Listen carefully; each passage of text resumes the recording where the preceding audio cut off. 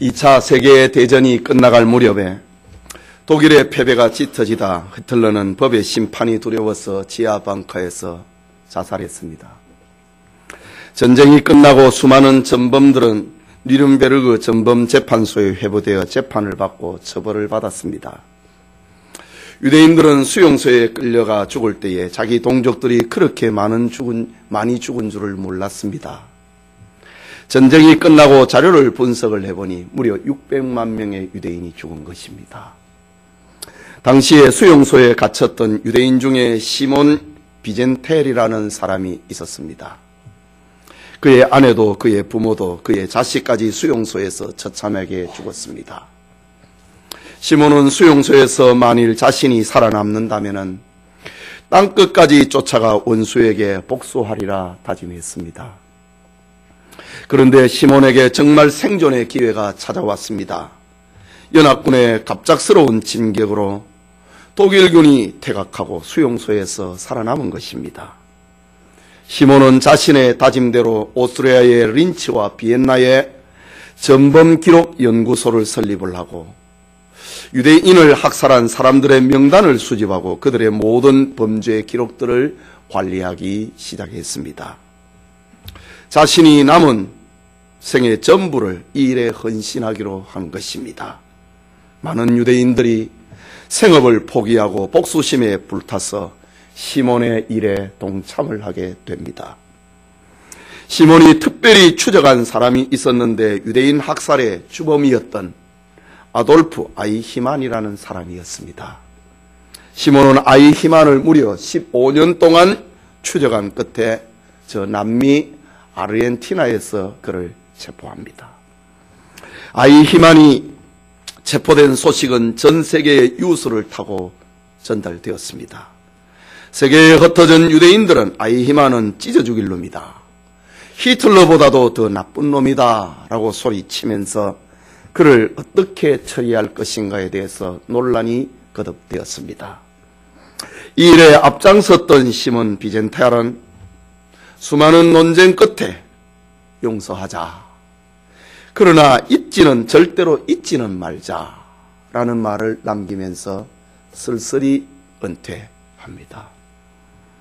지금도 전쟁 범죄자들에 대한 그 매듭을 풀고자 할 때는 떠오르는 유명한 문장이 용서하자, 그러나 절대로 잊지는 말자라는 말입니다. 여러분, 우리는 오늘 성경에서 범죄자를 처리하는 방법 가운데 참으로 신비로운 이야기 하나를 만나게 됩니다. 그것은 도피성에 대한 이야기입니다. 죽음의 상황에서 살 길을 열어주고 있는 도피성은 풍성한 영적 교훈을 우리에게 들려주고 있습니다. 이 시간 도피성이라는 제목으로 하나님의 말씀 받고자 합니다. 말씀을 듣는 우리 모두에게 도피성에 담긴 영적 교훈으로 풍성한 은혜가 있기를 소원합니다.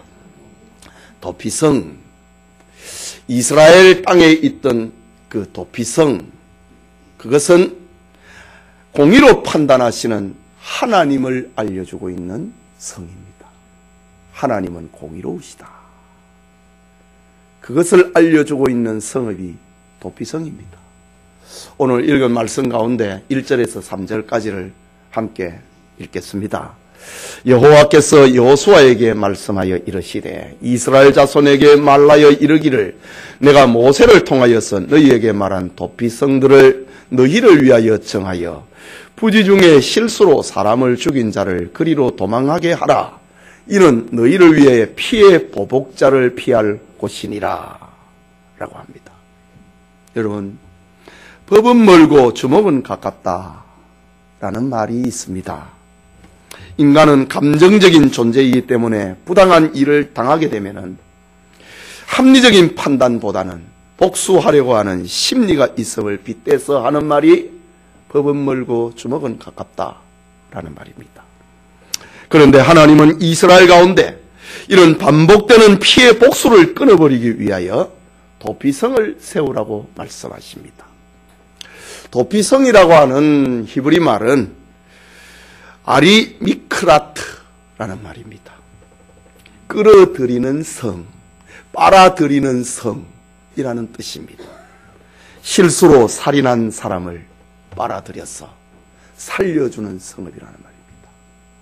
실수로 사람을 죽인 사람을 끌어들여 피해 보복자로부터 생명을 지켜주는 성읍이라는 말이 아리미크라트라는 말입니다. 하나님이 주신 율법의 기본 정신이 있습니다. 그것은 공의입니다. 눈에는 눈으로, 이에는 이로, 생명은 생명으로 갚으라라는 공의입니다. 똑같이 갚아주라고 하는 겁니다. 공의입니다. 율법은 엄격한 기준이고 하나님 백성들이 살아가고 있는 삶의 표준입니다. 오늘 본문은 실수로 사람을 죽인 살인자에 대한 이야기입니다. 살인은 어떤 경우라도 용납될 수 없는 죄악입니다. 살인자는 반드시 그 대가를 지불해야 됩니다. 그런데 계획적으로 사람을 죽인 경우와 실수로 사람을 죽인 경우는 구별해야 되지 않겠습니까? 이것을 구분하기 위하여서 공의로우신 하나님, 그 하나님이 가나안에 정착하고 기업을 분배받고 있는 이스라엘 백성들에게 도피성들을 세우라 라고 명령하고 있습니다. 하나님이 이스라엘 백성들에게 도피성들을 세우라고 하는 이유는 두 가지입니다. 첫째는 복수의 악순환을 막기 위한 것입니다. 율법의 정신은 살인자는 사형의 벌을 받아야 됩니다. 피해 복수에는 억울하고 슬픔을 당한 그 가족이 앞장서게 마련입니다. 그런데 실수로 사람을 죽인 자에게까지 죽음으로 복수한다면 살인의 악순환은 반복되고 말 것입니다. 우리 아버지, 우리 형님이 실수로 죽였는데 왜 죽였냐 이거지. 이런 피해 복수가 악순환이 되지 않겠습니까? 하나님은 이런 악순환의 고리를 끊기 위하여서 도피성을 세워가지고 그리로 피신한 사람들을 생명을 보존하도록 하라 라고 했습니다. 또 하나의 이유는 공평한 재판을 받기 위함입니다. 실수로 살인한 사람이 도피성에 숨게 되면 정당한 재판을 받기까지 그 생명을 보존해 줍니다. 물론 이 재판에는 실수로 사람을 죽였다고 하는 두 사람 이상의 증인을 세워야 됩니다. 이 변호가 받아들여지게 되면 그는 보호받습니다. 도피성은 살인은 죽음이다. 눈에는 눈이고 이에는 이다. 살인에는 죽음이다. 라는 차가운 율법 가운데서도 정당한 재판을 받게 하시는 공의로우신 하나님임을 보여주는 것이 바로 도피성이다. 하나님이 살아계시다.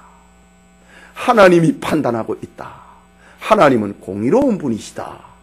이것을 알려주고 있는 상징적인 성읍이 도피성입니다. 하나님은 이처럼 죄를 지은 사람이라 할지라도 죄의 동기와 내용이 무엇인가를 정확하게 판단함으로 하나님의 백성 사회에서 공의가 실현되도록 하셨습니다.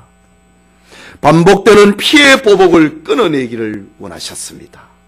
하나님의 자녀들이 세상에서 공의를 실천하면서 살아가도록 하신 것이 도피성이라고 하는 성읍을 세우게 하신 이유입니다. 그렇다면 그리스도인들은 어떤 경우에라도 법보다는 행동이 앞서는 분노와 감정은 합당하지 않다는 말입니다. 공의로 판단해야 된다고 하는 말입니다. 사람을 불쌍히 여기고 긍휼히 여기는 마음이 있어야 된다는 말입니다. 자기와 자기 조직을 위하여 여론을 조작하거나 생명과 인격을 무시하는 것은 그리스도인의 양심과 행동이 아니라는 것입니다. 여러분, 오늘의 세상 법정이 때로는 진실이 왜곡되고 의인을 정죄하는 경우가 있습니다. 죄인을 어렵다고 판단하는 경우가 종종 있습니다. 그러나 하나님은 전지전능하십니다. 공의로우십니다. 때가 되면 모든 불의를 공의로 판단하시는 하나님이십니다. 하나님 앞에는 절대로 의인이 죄인이 될 수 없고, 하나님 앞에는 죄인이 절대로 의인으로 판단받는 그런 일은 없습니다. 그래서 믿음의 사람 다윗은 억울한 일을 만날 때에 하나님께 호소하면서 공의로 판단해 주실 것을 기도했던 것입니다. 공의의 하나님이 계시다. 그것을 알려주고 있는 상징적인 성읍이 바로 도피성이라고 하는 것입니다. 우리 중에 혹시 억울한 일을 만난 사람이 있습니까? 공의로 판단하시는 하나님을 믿으시기 바랍니다. 그 하나님 앞에 기도하며 소망 가운데 슬픔을 변하여서, 아픔이 변하여서 위로가 되고 즐거움을 회복을 할 수 있는 공의의 하나님을 생각하고 공의의 하나님을 쳐다보고 기쁨을 회복을 하는 그런 은혜가 있기를 소원합니다. 둘째로 도피성, 그것은 사랑을 실천하시는 하나님을 보여줍니다. 앞서 말씀드린 것처럼 사람을 죽인 죄는 무서운 것입니다. 어떤 경우에라도 용납될 수 없습니다. 그러나 그것이 계획적인 살인인가 실수로 범한 살인인지는 구분해야 되는 겁니다. 계획적인 살인이라면 반드시 버려야 되고, 실수라면 그 연약하고 불쌍한 그 사람의 생명을 지켜줘야 되는 겁니다. 하나님은 죄인을 불쌍히 여기시는 사랑을 도피성이라고 하는 성읍을 통하여서 세상에 나타내셨습니다. 그렇다면 도피성을 통하여서 이스라엘 중에 나타내고 있는 하나님의 사랑은 어떻게 나타났는가? 세 가지입니다. 첫째는 살인자는 자신의 사고를 그 성읍 장로들의 귀에 말을 합니다. 본문 4절의 말씀을 보겠습니다. 이 성읍들 중에 하나에 도피하는 자는 그 성읍에 들어가는 문어기에 서서 그 성읍 장로들의 귀에 자기의 사건을 말할 것이요, 그들은 그를 성읍에 받아들여 한 곳을 주어 자기들 중에 거주하게 하고 라고 합니다. 오늘날에는 완전하지는 못해도 삼권이 분립이 되어 민주적으로 사건이 처리되고 있습니다. 그러나 고대 사회에는 정말 법보다 주목이 앞섰습니다. 이때에 실수로 사람을 죽인 죄인이 자신의 형편을 공정하게 판단해 줄 재판관이 있다면 얼마나 큰 힘이 되겠습니까? 내가 실수로 사람을 죽였다, 실수로 사고를 저질렀다고 하는 그 말을 들어줄 수 있는 힘 있는 사람이 있다고 하면 죄인에게 얼마나 큰 위로가 되겠습니까? 재판관에게 직접 자기 사고를 말을 할 수 있고 도움을 구할 수 있다고 하는 것, 큰 성읍을 관장을 하고 있는 이에게 자기의 사고를 말을 하고, 내가 실수로 일을 저질렀으니 나를 좀 도와주고 내 몸을 좀 지켜달라고 말을 할 수 있는 곳이 있고 말할 수 있는 사람이 있다고 하는 그것은 하나님의 놀라운 사랑입니다.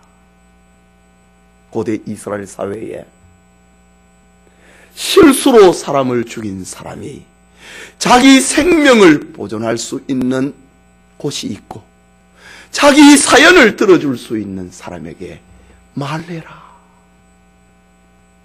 너에게 도움을 줄 수 있는 사람에게 찾아가서 그에게 네 사고를 말을 해라. 하나님의 사랑 표현입니다. 둘째는 피해 보복자가 따라와도 그 살인자를 지켜주었습니다. 4절 후반부와 5절을 보면은 그들은 그를 성읍에 받아들여 한 곳을 주어 자기들 중에 거주하게 하고, 피해 보복자가 그의 뒤를 따라온다 할지라도 그들은 그 살인자를 그의 손에 내주지 말지니 이는 본래 미워함이 없이 부지중에 그의 이웃을 죽였습니다. 라고 합니다. 여러분, 살인사건이 일어나면은 가장 먼저 죽은 자의 가족이 고통을 당하게 됩니다. 그리고 그의 마음에 복수심이 발동을 하게 됩니다. 어떤 연고든지 간에 말입니다. 원한을 품고 내 아버지와 내 형제를 죽였든지 실수로 죽였든지 어떻게 그 사람에게 어제처럼 대할 수가 있단 말입니까? 율법에는 억울한 일을 당한 사람이 있으면은 그의 가족이 그 슬픔을 풀어주고 그의 가족이 슬픔을 풀어줄 능력이 없다면은 그의 가까운 친족 중에서 반드시 그 원한을 풀어주라고 했습니다. 원한에 사무쳐서 죽지 않도록 해라고 합니다. 만약에 그가 재산을 빼앗겨버렸다면은 그의 친척 가운데서라도 그 땅을 찾아주라고 했습니다. 누군가가 일을 잘못해서 종이 되었다 하면은 그의 가까운 친척 가운데서라도 그 사람을 종의 신분에서 회복을 시켜주라고 했습니다. 이것이 율법에서 말하고 있는 고엘 제도입니다. 고엘 제도. 구속입니다. 대신 속죄해 주는 겁니다. 대신 갚아주는 겁니다. 대신 원수를 갚아주는 겁니다. 이게 고엘 제도입니다. 그런데 실수로 사람을 죽인 살인자가 도피성에 피하게 되면은 그 성을 관리하는 제사장은 그에게 살 집을 주라고 합니다. 땅을 주고 집을 주라고 합니다. 그리고 피해 복수자로부터 그의 생명을 반드시 지켜주라고 합니다. 외로운 살인자는 그의 가족까지 도피성에 인도해가지고 함께 살 수 있도록 해주라고 합니다. 이 얼마나 놀라운 하나님의 사랑입니까? 세상에 아무리 훌륭한 제도를 가지고 있는 나라라 할지라도 아무리 민주적인 나라라 할지라도 실수로 사람을 죽인 자의 생명을 끝까지 지켜주고 그의 가족까지 살게 해주고 집을 주고 땅을 주는 제도가 세상에는 없습니다. 고대에는 더더욱 없습니다. 하나님께서는 악의가 없는 살인자에 대해서는 가족과 정상적인 생활을 할 수 있게 하신 하나님의 사랑 표현, 그것이 도피성을 통하여서 세상에 알려주고 있다라는 말입니다. 또 하나는 이 도피성을 이스라엘 땅에 한 곳만 세우는 것이 아니라 6군데 세우라고 합니다. 이스라엘이 기업을 분배받은 것은 가운데 요단강을 중심으로 하고 요단강 동편과 서편에 땅을 이렇게 기업을 분배받았습니다.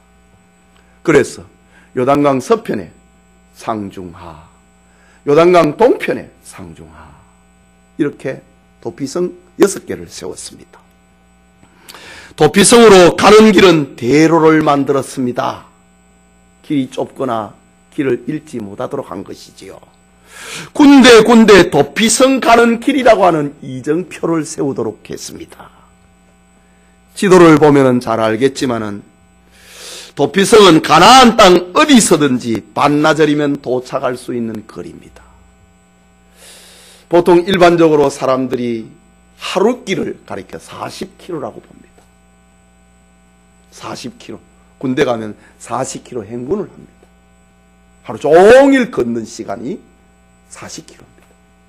그런데 이 도피성은요, 이스라엘 동쪽에 서쪽에 각각 3개씩 6개를 세웠는데 이스라엘 전역에서 20km 안에, 반나절 안에 도착할 수 있는 성읍입니다.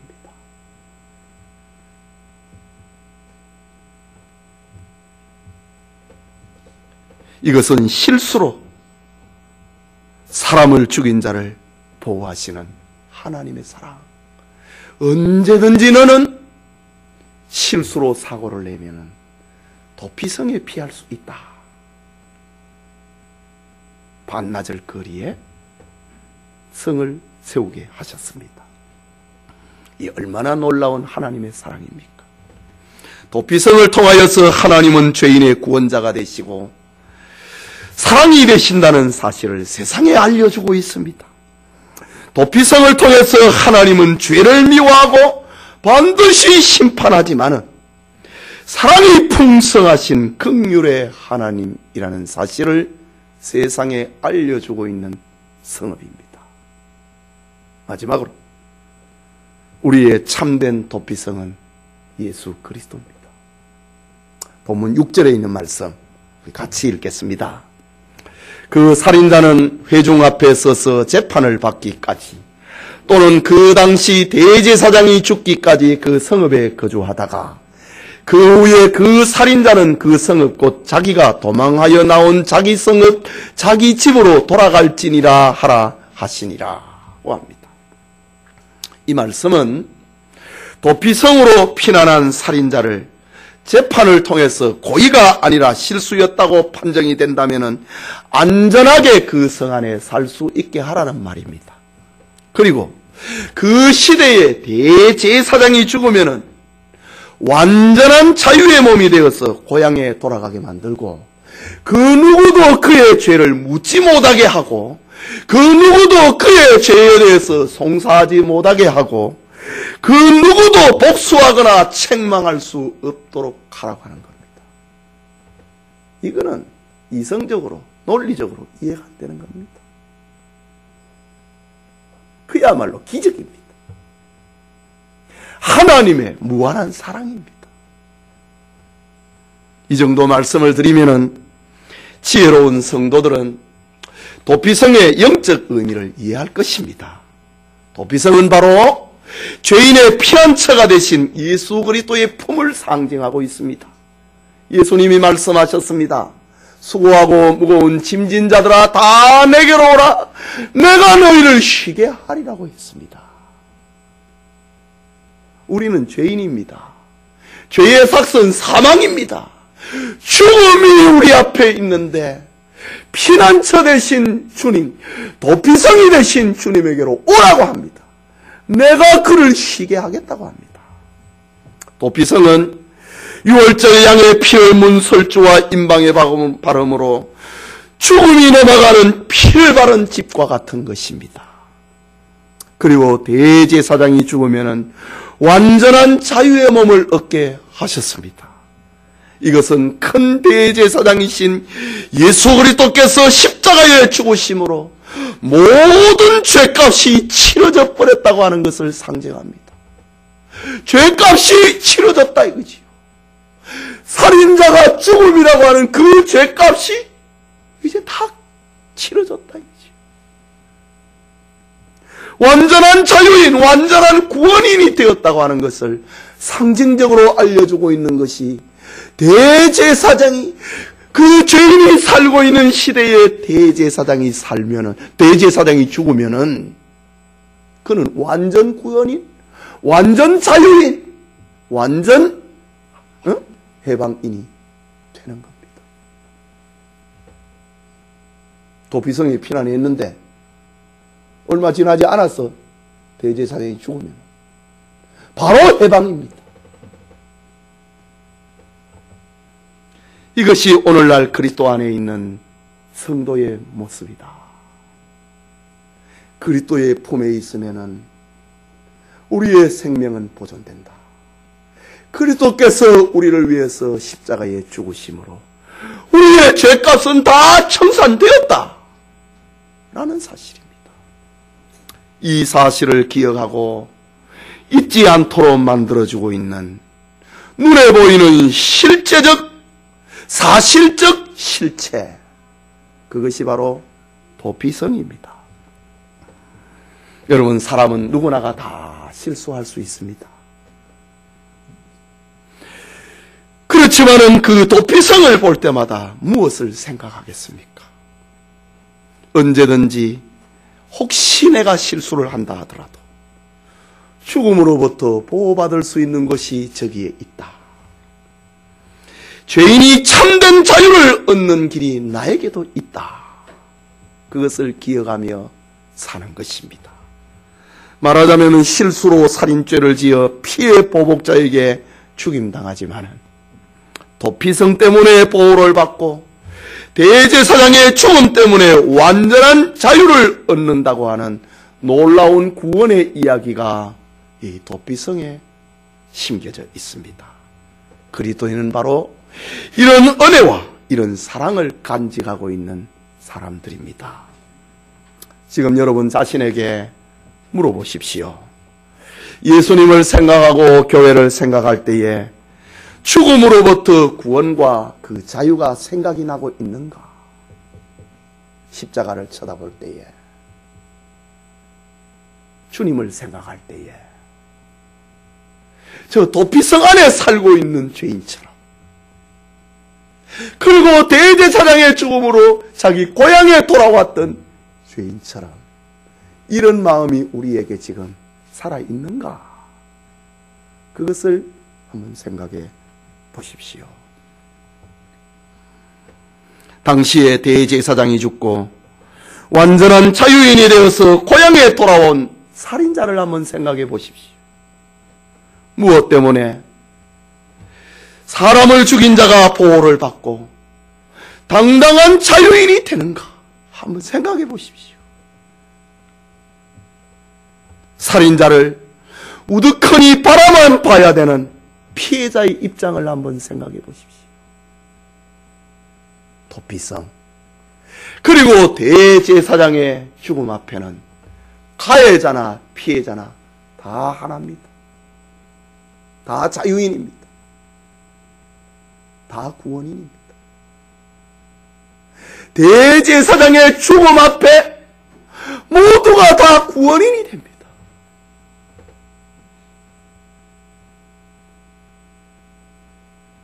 이것을 알려주고 있는 것이 도피성을 통해서 우리에게 들려주고 있는 영적 교훈입니다. 여러분, 지금 세상에는 교회라고 하는 도피성이 세워져 있습니다.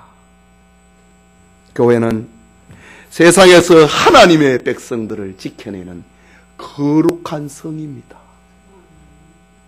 우리의 영혼을 지켜내는 거룩한 성입니다. 교회입니다.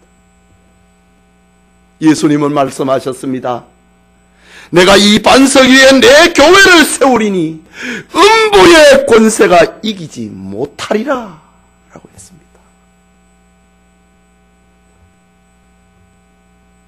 상처를 입은 복수심에 불타고 있는 사람이라 하더라도 성 안에, 도피성 안에 있는 사람은 어찌할 수 없는 것처럼 교회 안에 있는 하나님의 자녀를 음부의 권세, 지옥의 권세, 사탄의 권세가 손 못 댄다고 했습니다.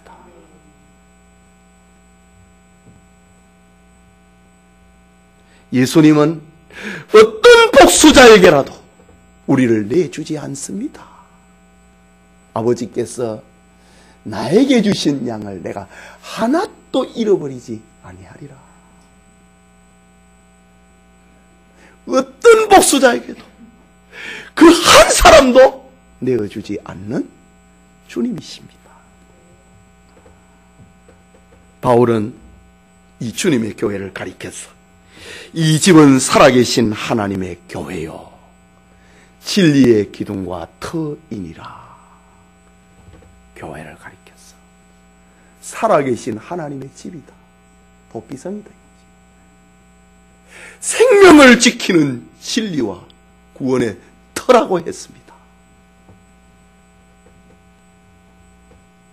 또 바울은 히브리서 10장에서는 하나님의 집 다스리는 큰 제사장이 계심에 우리가 마음의 뿌림을 받아 악한 양심으로부터 벗어나고 몸을 맑은 물로 씻음을 받았으니 참마음과 온전한 믿음으로 하나님께 나아가자. 우리에게 큰 제사장 예수님이 계시니 그가 우리를 대신해서 죽으심으로 그 피가 우리의 영혼에 우리에게 다 묻었다 이거지. 씻었다 이거지. 예수님의 피로 우리 죄가 다 씻음을 받았으니 우리는 자유인 됐다 이거지. 우리는 구원인 됐다 이거지. 우리는 하나님의 자녀가 되었으니 참마음과 온전한 믿음으로 하나님께 나아가자 라고 했습니다.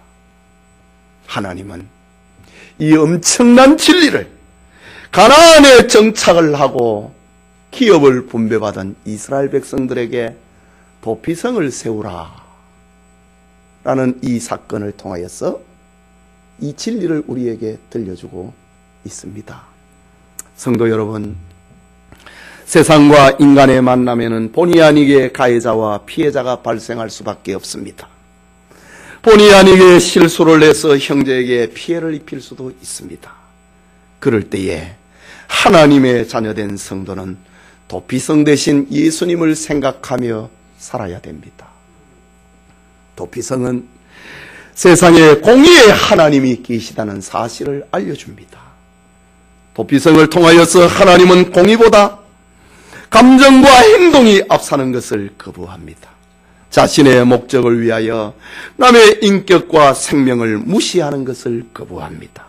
하나님은 공의의 하나님이십니다. 비록 세상이 공의롭지 못해도 성도는 공의로 판단하시는 하나님을 믿으며 기도하며 소망 중에 슬픔을 이기고 기뻐해야 된다. 그것을 알려주고 있는 것이 도피성이었다. 도피성은 세상에 사랑의 하나님이 계시다는 사실을 알려주고 있습니다. 도피성을 통하여 아무리 연약한 죄인이라도 자신의 형편을 들어줄 재판관이신 하나님이 계시다. 피해 보복자로부터 안전하게 지켜주시는 하나님이 계시다. 어디서든지 반나절이면 도착할 수 있는 도피성은 우리의 삶 가까운 곳에 생명의 피난처가 있다는 사실을 알려주고 있습니다. 도피성은 결국 우리의 보호자, 우리의 구원자이신 예수 그리스도를 계시합니다. 그 예수님께서 세상에 교회를 세웠습니다. 교회의 울타리 안에 있는 자를 사탄의 권세가 침범하지 못하도록 하셨습니다. 긍휼이 풍성하신 예수님은 사탄이 죄인을 청구한다 할지라도, 저 무슨 죄 지었잖아, 무슨 죄 지었잖아, 이렇게 죄인을 청구한다 할지라도 단 한 사람도 내어주지 않습니다. 큰 제사장이신 예수님이 십자가에 친히 죽으심으로 죄인된 우리를 완전한 자유인으로, 완전한 구원인으로, 완전한 하나님의 자녀로 만드셨기 때문입니다. 그렇다면 이 은혜를 가슴에 담고 있는 성도는 어떻게 해야 될 것인가? 도피성 안에 살고 있는 살인자, 대제사장이 죽어서 자기 고향으로 돌아왔던 그 살인자가 어떤 마음으로 살겠는가? 그것입니다. 은혜를 입은 삶이 보여져야 됩니다. 형제를 통하여서 이웃과의 만남을 통하여서 증거되고 드러나야 됩니다. 하나님의 은혜와 사랑을 받은 사람은 마치 산 위에 있는 동네가 숨길 수 없는 것처럼 우리 성도의 아름다운 삶, 은혜를 받은 삶은 숨길 수가 없습니다. 예수님이 말씀하셨지요. 산 위에 있는 동네가 숨기지 못하는 것처럼 너희도 숨기지 못할 것이다 라고 했습니다. 그것은 은혜를 받은 성도의 삶이 삶 속에서 나타나고 증거되어야 된다는 말입니다. 그것은 공의로운 삶을 사는 것입니다. 사랑과 긍휼의 삶을 사는 것입니다. 은혜를 주신 주님을 자랑하며 감사하며 은혜에 보답하면서 사는 것입니다. 주님의 은혜를 받은 사람은 용서할 수 없는 자를 용서할 수 있는 사람으로 바꾸어집니다. 이게 은혜를 받은 사람입니다. 이해할 수 없는 사람을 이해할 수 있는 사람으로 바뀌어집니다. 사랑할 수 없는 사람을 사랑할 수 있는 사람으로 바뀌어지는 겁니다. 내가 죽어야 되는데 살았다고 하는 것. 그 은혜를 받은 삶이 그렇게 됩니다. 예수님은 제자들을 향하여 말씀하셨습니다. 너희는 세상의 소금이다. 너희는 세상의 빛이다. 라고 했습니다. 도피성 대신 예수 그리스도의 축복이 우리 모두와 함께 하기를 소원합니다. 우리 기도합시다. 말씀을 받았습니다. 여러분, 오늘의 이 땅에 존재하고 있는 교회는 공의의 하나님을 세상에 알리고 있습니다. 언젠가는 이 세상 심판받는다. 교회라고 하는 자체가 이 세상에 심판이 있다고 하는 걸 알립니다. 공의의 하나님입니다. 교회라고 하는 그 자체는 하나님의 사랑을 이 세상에 알려주고 있는 성입니다. 교회라고 하는 그 자체는 그 안에 자유가 있고 평안이 있고 은혜를 받은 삶이 있는 것이다. 그것을 알려주고 있는 것이 이 세상에 존재하는 교회입니다. 우리 말씀을 생각하고 기도합시다.